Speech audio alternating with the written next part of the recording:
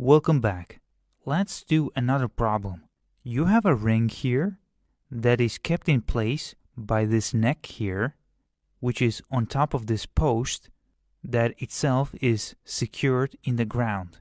And so you have three cables attached to this ring, and these cables themselves are connected to electric motors that can regulate the tension forces in those cables.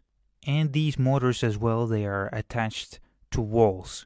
And so this ring is being pulled by three cables in three different directions. The ring is being pulled in this direction with a force of 50 newtons, then in this direction with 30 newtons, and in this direction with 20 newtons. So let this force be F1, this one F2, and this one F3. Now it's important to note that the line of actions of all the three vectors, they meet in the center of the ring. And that's important because suppose if your ring was here and then one force was like this, then another force like this, but then a third force like this, the line of action of the third force would not go through the center of the ring. That would also make the ring rotate in this direction if this ring was not being held in place somewhere. However, if the line of action of the third force also goes through the center of the circle, then the combination of these three forces would not try to make this circle rotate nor in this direction nor in that direction. And now the angle between F2 and this vertical line here, this angle here, that's 20 degrees. Then for F1, instead of an angle, I can in fact represent its direction in a different way. I can draw here a small right triangle, and I can say that this is 4, this is 3, and then this side here, it's 5. It's another way to represent its direction, and if you need some angles for F1, then using trigonometry, you can use this information to obtain the direction of F1 in terms of angles. And then the direction of F3, that's 0 degrees. And now this one here, that's the neck, which holds the circle in place. The question now is the following. Suppose that this neck breaks. Then right at the time when the neck breaks, in which direction will that ring accelerate? What would be the angle of the ring's acceleration vector with respect to this positive x-axis right when the neck breaks? And by the way, here we neglect the force of gravity. So we assume that there is no force of gravity that acts on the ring. Just like force, acceleration is also a vector. It has a magnitude and a direction. The Newton's second law for constant mass is force equals mass times acceleration. F and A, they are vectors. Both of them have a magnitude and a direction. And then mass, that's a scalar, because it only has a magnitude but no direction. Anyway, I would like you to try solving this problem by yourself first, before you see the solutions. However, you might need some more mathematical tools for that. Let me give you them first, and then try solving this problem on your own. Welcome back. Let's now develop some more mathematical tools. First of all, this is very basic and you probably already know it. If I have this random triangle and I multiply A times H, then I get the area of this rectangle. And if I divide it by 2, then I get the area of this subtriangle on the left side. And then I can do the same thing on the right side, B times H. It gives me the area of this rectangle, and then I divide it by 2, and then obviously I get the area of the subtriangle on the right side. That means if you want the area of the entire triangle, you add them up, and that's why this is the formula that you use in order to calculate the area of a triangle.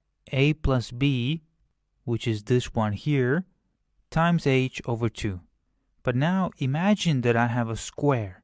Each side is divided into A and B parts as shown in the image. Then I connect these points like this. And so I have 4 right triangles here. Both of their sides, A and B, they are equal for all the right triangles. It means that all of them have the same hypotenuse, which is C. They are all equal triangles here. That means that you have a smaller square inside the big square.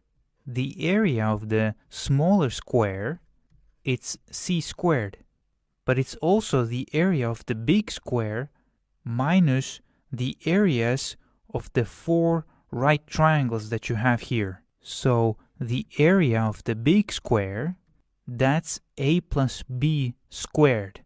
And the area of one of those right triangles, well, that's A times B over 2. And so you would agree that the area of the small square, it equals the area of the big square minus 4 times the area of one of those right triangles. So that means that C squared equals A plus B squared minus 4 times A times B over 2. So C squared equals this thing. It can be written like this, A plus B times A plus B. Then here you can take away this 2, and here instead of 4 you will have 2. And so in the end, this one here will be A plus B squared, and then minus 2AB, which is here. Then this term and this term, they get cancelled, and you are left with C squared equals A squared plus B squared. And remember, you had your right triangle. This one was A, this one was B, and this one was C. And so this law is called Pythagoras' theorem. It says that if you have a right triangle, then your hypotenuse C, it's related to the other 2 sides like this. C squared equals A squared plus B squared. But now you know where it comes from.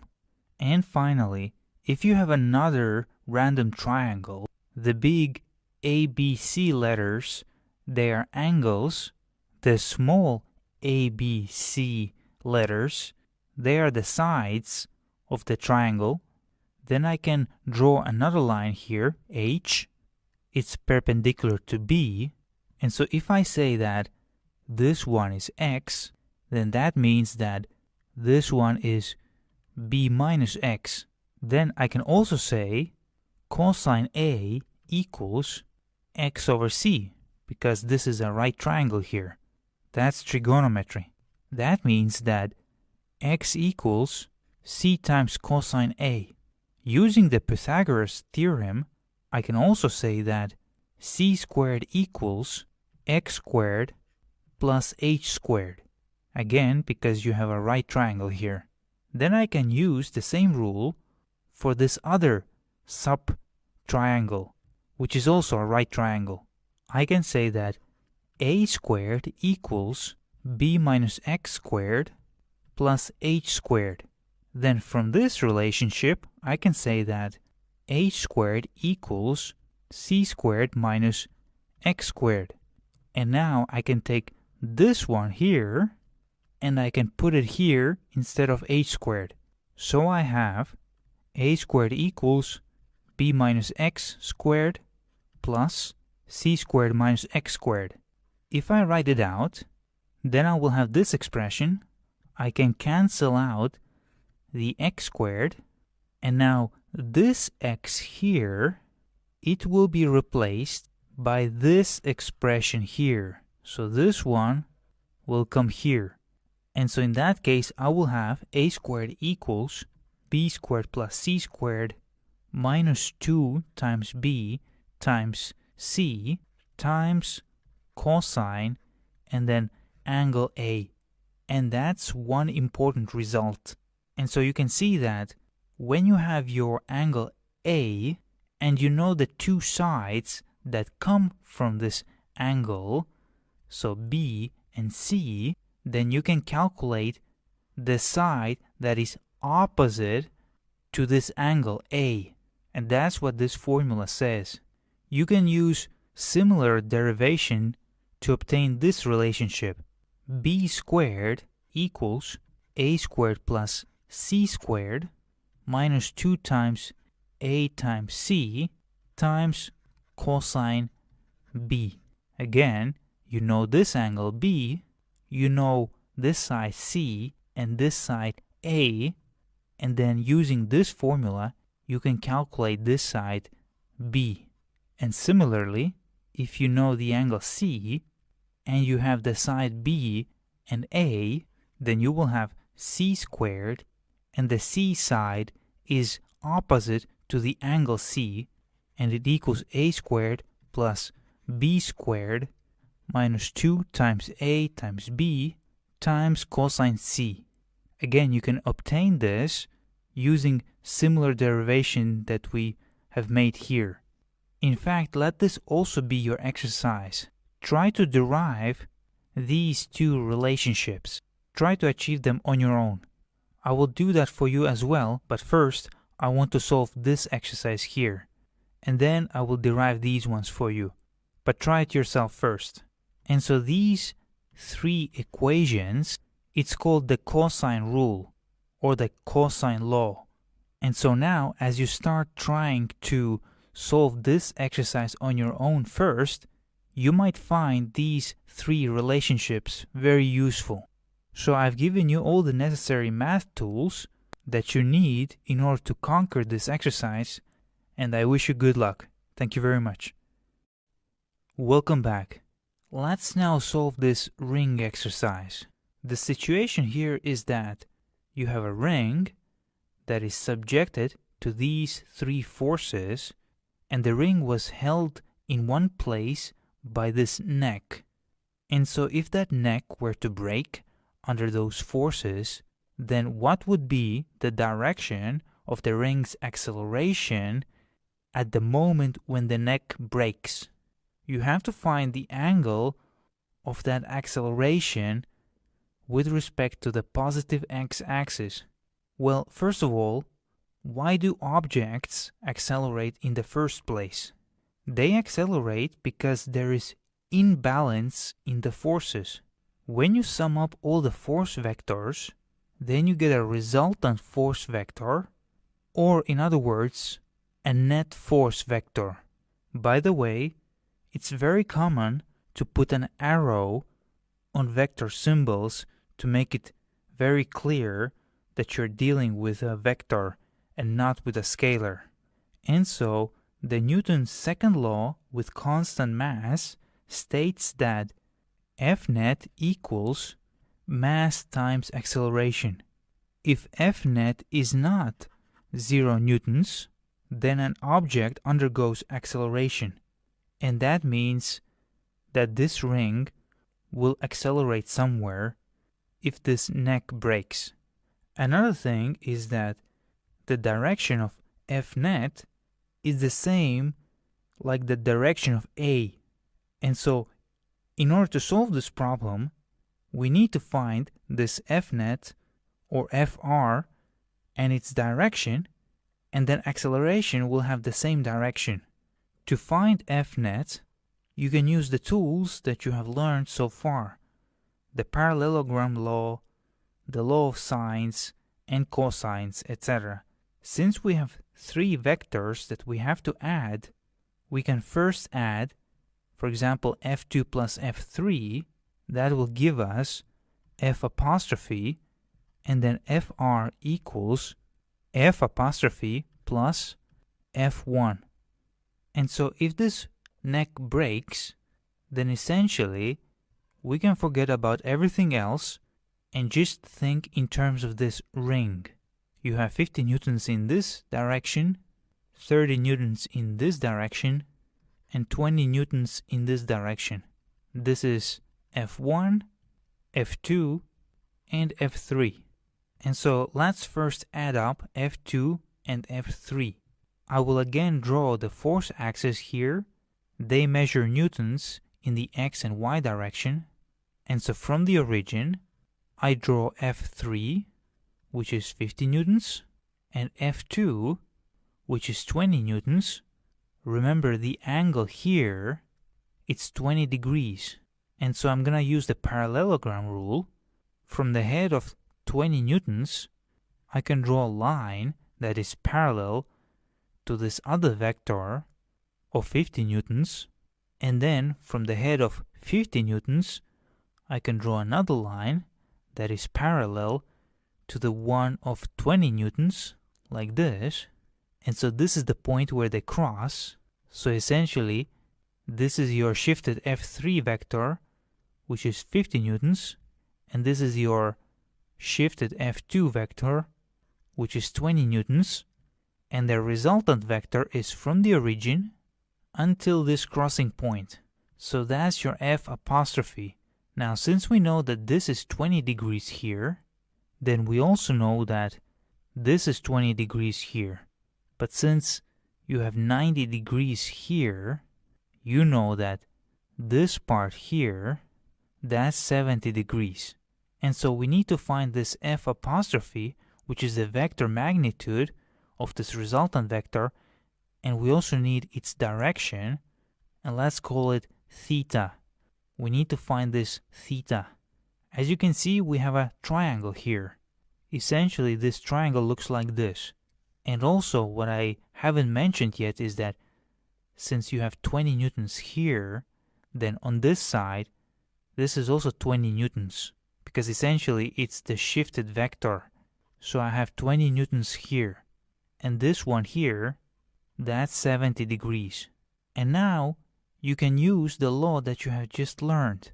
You have this angle, 70 degrees, and you have two sides that come from this angle. And so you can use the cosine rule here. You can write F apostrophe squared equals 20 squared plus 50 squared minus 2 times 20 and 50 times cosine 70 degrees. If I want my F apostrophe, then I can just square root this entire thing, or alternatively, I'll just write here to the power of 1/2, then this 2 will disappear. And so from that, I know that F apostrophe equals 47.074 newtons. So you know the vector magnitude of F apostrophe. And now you have to find this theta. Well, for that you can use the sine law.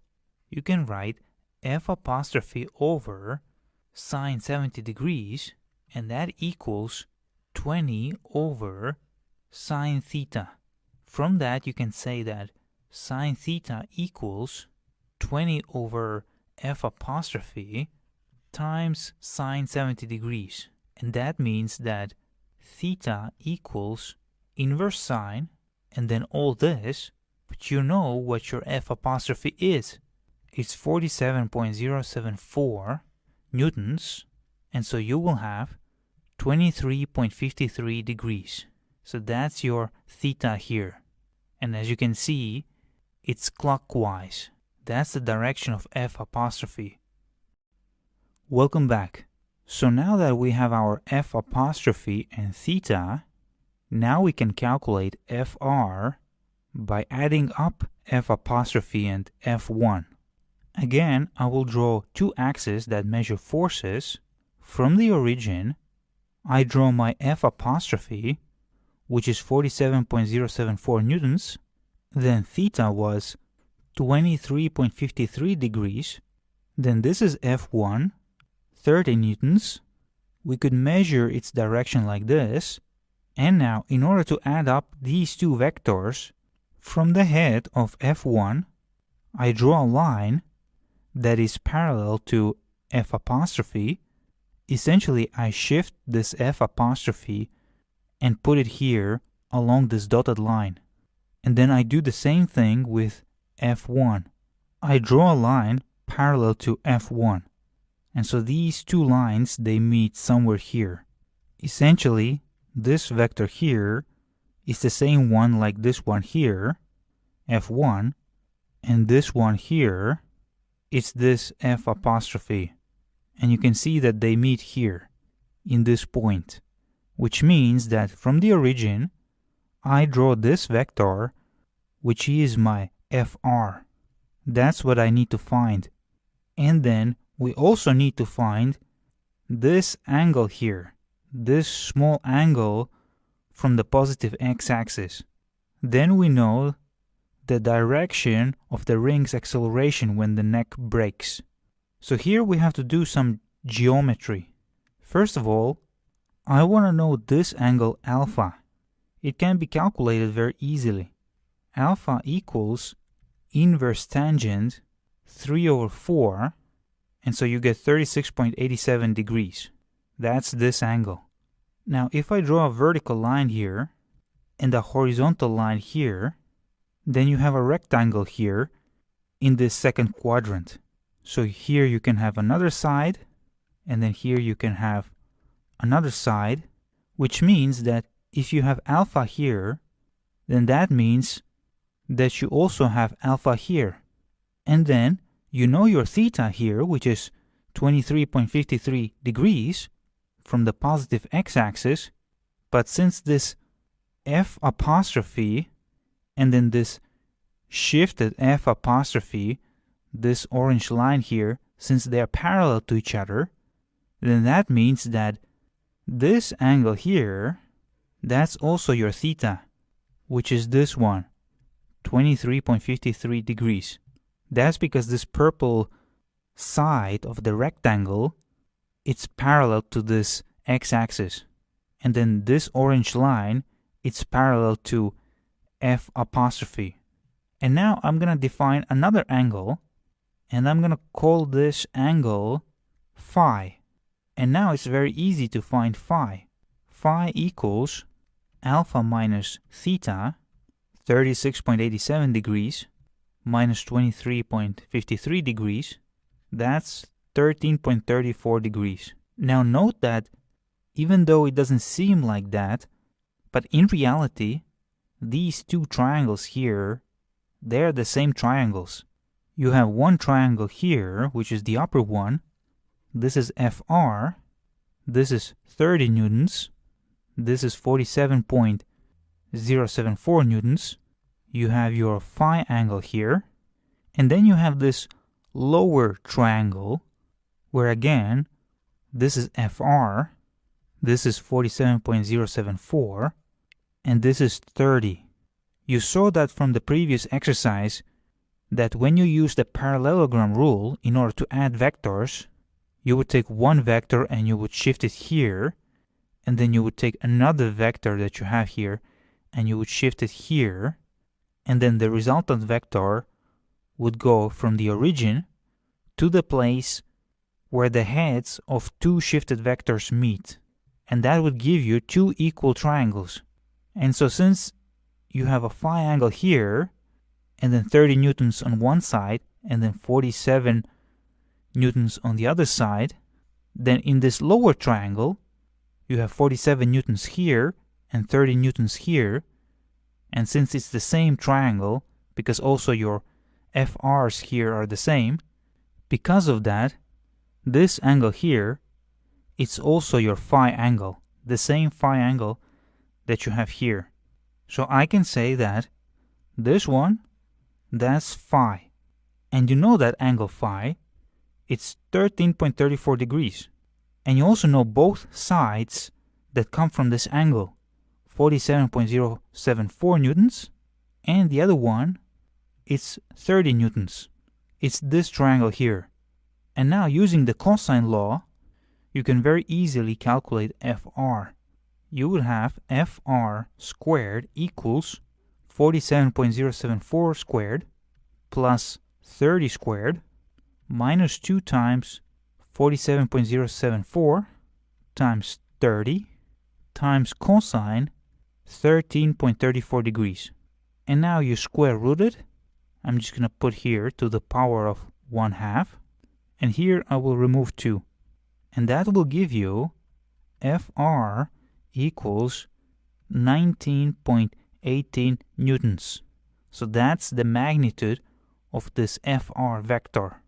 And now you can very easily calculate this angle here. Let's call it psi.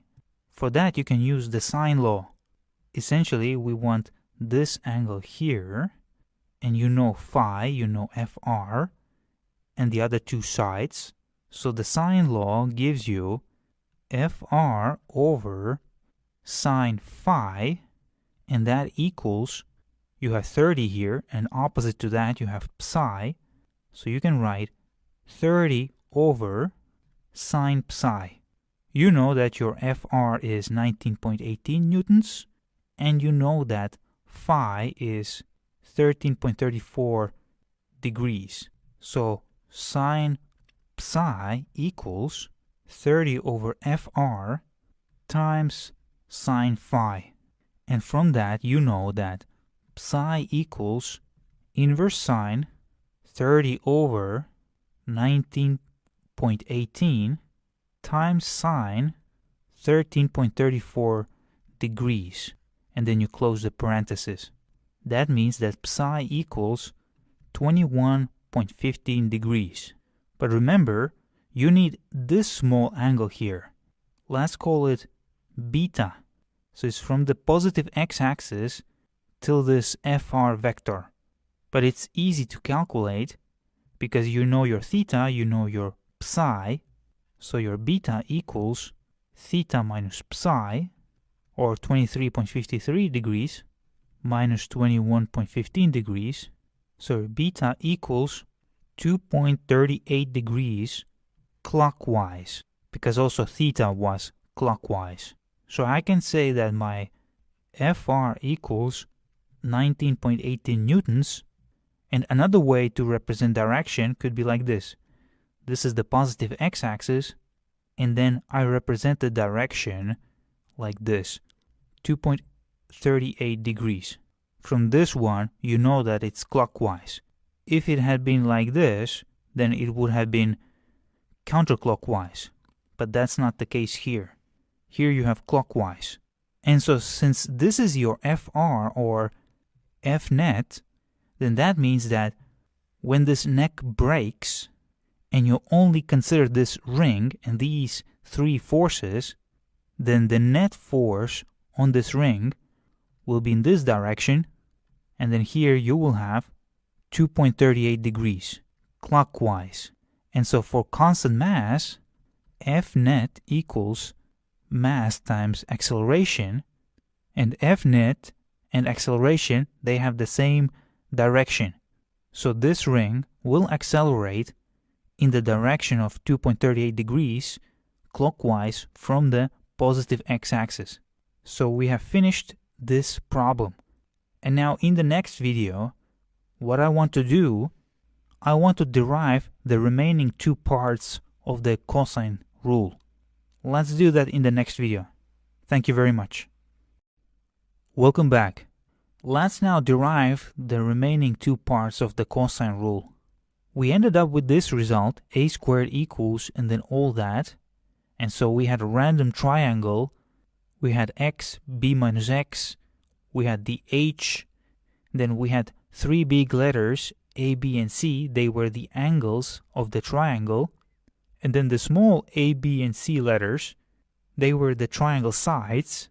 And the cosine rule essentially told you that you could calculate the side of a triangle if you knew the angle that was opposite to that side and the two sides that would come from that angle.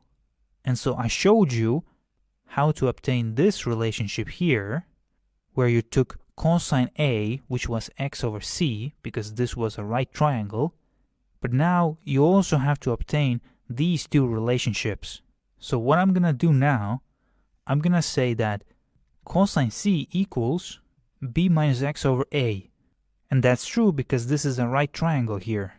You have your c here, and so b minus x over a, that's cosine c.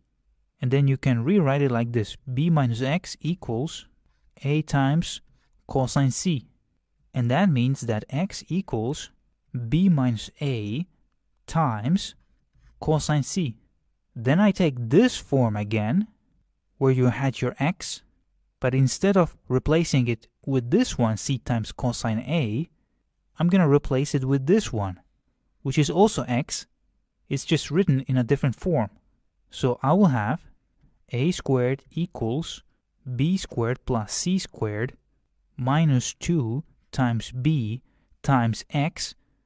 But instead of x, I'm going to write this expression here. So parenthesis, b minus a times cosine c. And now if I open up these parentheses, then I will have this result. Now you can see that you have b squared here and minus 2b squared here. B squared minus 2b squared, that's minus b squared. So I can get rid of this term and I can put a minus sign here. And now what I will do, I will put all these terms on the right side onto the other side of the equation sign except c squared.